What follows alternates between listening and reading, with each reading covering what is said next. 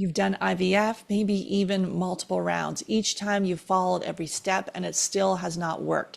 You might have even experienced pregnancy loss, and now your doctor wants to adjust the meds and try again. This isn't just about medication and that your body is desperately trying to tell you something. This is exactly where Heather was. After 5 years of trying, she had 3 failed IVFs, 2 miscarriages, and she was told to use donor eggs. So instead, she decided to address the real imbalances that were holding her back. And after one final round of IVF, she got pregnant and had her daughter. So if you're feeling dismissed, if you're feeling stuck, this episode will show you what to explore before another IVF cycle and how pregnancy is still possible. Let's go. Welcome back. I'm Sarah Clark, founder of FabFertile. For over a decade, my team and I have helped hundreds of couples improve their chances of pregnancy success, whether naturally or through IVF. We specialize in supporting those with low AMH, high FSH, diminished ovarian reserve, premature ovarian insufficiency, recurrent pregnancy loss through functional testing and personalized fertility strategies. Today, we're talking about a couple who followed our FabFertile method. Before coming to see us, they had 3 failed IVFs, 2 pregnancy losses, and they went on to conceive their daughter.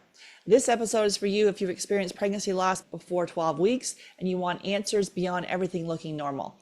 You've been diagnosed with low AMH or high FSH or diminished ovarian reserve and you're looking for a deeper approach.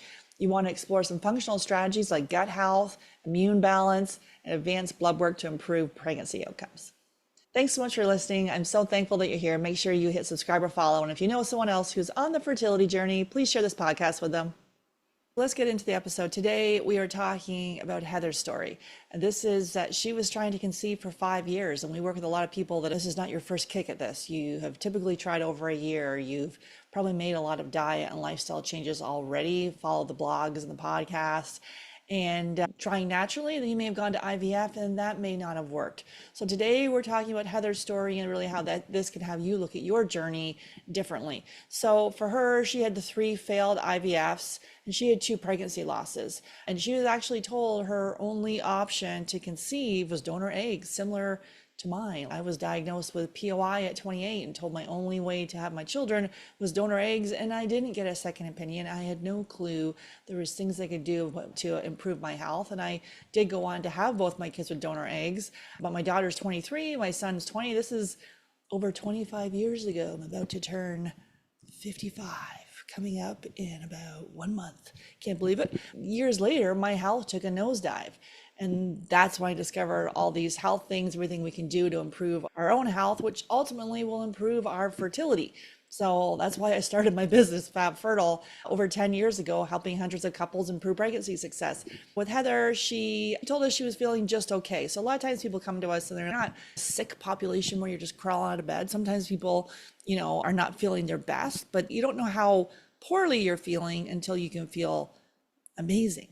And when she looked deeper, she found out that her body was under a tremendous amount of stress, and sometimes that tipping point and just tips your body on the wrong direction. So she was 38. She was diagnosed with that diminished ovarian reserve, low AMH. She had a 10-day luteal phase, which isn't typically long enough to sustain implantation. She did have excessive bleeding, which could point to some hormonal or uterine lining issues. That vaginal dryness. Sometimes people come to us with those perimenopausal symptoms, such as hot flashes or insomnia or mood swings, vaginal dryness. And so bioidenticals can be part of it, but we need to make the targeted diet and lifestyle changes along with it. Otherwise, it's just a Band-Aid approach. We didn't use the bioidentical hormones for Heather. So she did have some vaginal dryness, but that can suggest low estrogen or inflammation. So for her, we were able to make those diet and lifestyle changes because sometimes people just can't make the changes because they feel so poorly. But she did have daily fatigue, PMS. Your cycle should come. You shouldn't have a painful period or bloated or breast tenderness. So for her, she had PMS symptoms. She had anxiety, a lot of body aches. You're also to wake up every day and feel like all your joints are inflamed and your body hurts. But that was just brushed off as normal and not even thought, wait a minute, that's a clue for your fertility. She did rate her energy at about a 6 out of 10. So she was dragging. She was taking hormonal birth control for over a decade. And she had a history of HPV, which all could impact her hormone levels and her cervical health. So she started our FabFertile method. We did our testing. We do food sensitivity testing using blood, stool testing, looking at the DNA of the stool. We do vaginal microbiome testing. We also do genetic testing. So we start with the food, stool, and genetic testing. Then we can add in the vaginal microbiome and seminal microbiome and heavy metals. We start with those three: food, stool, genetics. For her, we did blood chemistry review for both her and her partner and semen analysis. And so this is not just a fertility workup. This is a really full body approach, looking at your gut health, looking at your immune function, looking at your hormone balance and the detox pathways. And so what stood out right away for her, similar to me, she did the same thing. She'd taken multiple rounds of antibiotics. For her, it was a child. For me, I did it myself. I did it in my 20s. And that can then impact the health of your gut. And so her digestion, although it seemed fine, she had floating stools, which revealed fat malabsorption. So that can compromise your hormone function. She had signs of chronic inflammation. Similar to me, she had that chronic sinusitis, stuffy nose, postnasal drip, bleeding gums. No, when you brush your teeth, your gums should not always bleed. Sores in her mouth, which can be an indication of non-celiac gluten sensitivity. We see cankers. I know if I accidentally get gluten, there's a canker coming up. And I used to have them a lot when I was a kid. Bloating. You shouldn't have that bloated belly after every time you eat. And she had psoriasis, which is not a lotion deficiency. The skin is a direct reflection of the health of the gut. So all of these are signs. Is there a leaky gut? So your body starts mounting an immune response to your favorite foods, and all the pathogens and parasites are able to get in. And this all impacts your immune system. And then her emotional state, mood issues, and we end up chasing this around, taking SSRIs, antidepressants. So she had anxiety and a lot of irritability with the hormones, feeling tense. And her nervous system was dysregulated. We see this a lot. Obviously, she'd gone through 3 rounds of IVF. She'd had 2 pregnancy losses. And so your nervous system, that's a lot of stress you've been through. And we do see this picture a lot with people with diminished ovarian reserve. So her partner, so it's not just about you working on your health. You're making all these changes and my semen is fine. Or in this case, the semen wasn't fine. Even if it is fine, we need to look at his blood work, dot the I's, cross the T's, make sure we haven't missed anything. Especially if you had pregnancy loss, we need to look at his DNA fragmentation. That could be why that you're having losses. So he had muscle stiffness, poor sleep, headaches, which signs of inflammation, mineral imbalances. And he did have DNA fragmentation. So that can impair the embryo quality and increase the chances of pregnancy loss. So their bodies were both inflamed, depleted, and they were stuck in survival mode, even though we both say, I feel okay. But they were also ready to change and look at this differently. And so they followed our FabFertile method. We did that testing, food, sensitivity testing using blood, stool testing, looking at the DNA of the stool, and genetic testing, so we can really personalize those gene variants. So you can personalize your diet and lifestyle changes here, and looking at your gene variants if you need more support with methylation, or if you've got a SNP with your vitamin D or your glucose or thyroid. There's things we can do. First priority was the dietary shift. So we had them do that elimination diet. Send me a message at hello@fabfertile.ca, subject line 10-day, and we'll send you that elimination diet. So you can get started today. There's never a perfect time, but you don't want to do it during vacations or anniversaries or birthdays. But having said that, just rip off the Band-Aid and go. You do it for 10 days, systematically reintroduce over 30. So we have our clients do a 5-day food diary, the 10-day elimination diet together, not just the one, together as a team. Even if you have an embryo waiting, he still needs to make the changes with you. This is you eating together and enjoying life together. And it's not about you making the changes and he doesn't make any. So it's really important to do this together. And then we have her do the food sensitivity testing. When we look at his blood, we can determine if we want to do food sensitivity or gut testing for him. And they took out dairy and gluten. Yes, they did. This helped reduce inflammation, stabilize blood sugar. So sometimes we're just starting the day with a whole bunch of oatmeal or grains that you're spiking the blood sugar, and no protein. We need protein and fat, so you're not on this blood sugar roller coaster. We addressed insulin resistance. So you don't want just the naked carbs. You want to make sure you have an apple, you have it with nuts. If you have rice, and have it with some protein and some fats, so olive oil. Took out the juice, don't want to have that.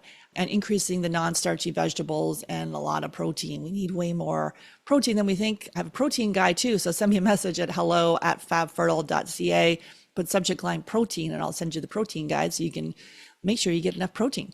We added castor oil packs to support general detoxification, so improve the liver and the lymphatic system. And those can be really helpful. I've got a whole podcast episode on castor oil packs, so check that out. And then also making sure hydration was optimized. supporting your electrolytes, which is critical for hormone signaling and egg and sperm health. They did that GI map test. So we've done a number of episodes on gut health, the GI map test, which again, I caution just doing one. This is a multifactorial approach. I see many people just doing one stool test. We miss all sorts of other factors. So we need to be careful about just doing these one-off a la carte pieces, and you're not going to get the results you're looking for. So the theme we see with diminished ovarian reserve is that H. pylori. So we all have it, but it can go into a virulence factor and overgrow. You pass it back and forth between couples, and it can really impact your nutrient absorption. And so your gut's inflamed and you're not absorbing your nutrients. They did a protocol to address that. So you don't want to DIY that. You've got to work with a practitioner on that. We supported adrenal health, so regulating the nervous system. We helped replenish the micronutrients like magnesium and B vitamins. Like we said, a lot of times people have that methylation issue. They need more methylfolate, more B vitamins to be able to get the hormones up and functioning. Zinc, vitamin D, we see there's studies linking low AMH with low vitamin D. You want vitamin D3, K2, making sure that is in the right range. We like it 60 to 80. And so sometimes you're being told it's normal and yours is at 31. In conventional medicine, anything over 30, they're going to say it's normal. We want it optimal. We personalize the protocol. I see people taking a boatload of supplements, and maybe you just have expensive pee. I've said that before, but we want to make sure that the supplements that are right for your body. So it's going to be personalized. And then looking at your sleep. So many people taking sleep aids, and the sleep is the cornerstone of good health. So making sure you're getting that restorative sleep. I've got a whole episode on sleep, so you can check that out. And then gentle movement. Now is not the time to train for the marathon and over exercise. We need to do things, we need to move our body and do things in a gentle manner, lifting weights, brisk walking, bar, Pilates. So pick something. Her energy started to rise. Her digestion got better. She felt more emotionally stable. We're not like, your partner breathes and you want to tear his eyeballs out. So not as irritable. Her menstrual cycles became less PMS and less symptomatic and more predictable. So the outcome was she decided to do one more IVF, and she did her embryo transfer and it worked.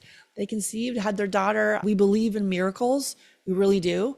But you've got to make the targeted, personalized changes using the tools to be able to see if you've got food sensitivities or gut infections or environmental toxins, dysregulated nervous system, which so many people have. And was it stress that just tipped the whole thing over in the wrong way? And when we make those targeted changes, we can have success. And so hopefully this story from Heather was inspiring for you. And if you wanted to get our eyes on your specific situation and talk about some strategies to help you, send me a message at hello@fabfertile.ca, subject to line fertile, and we can talk about some options. Take care.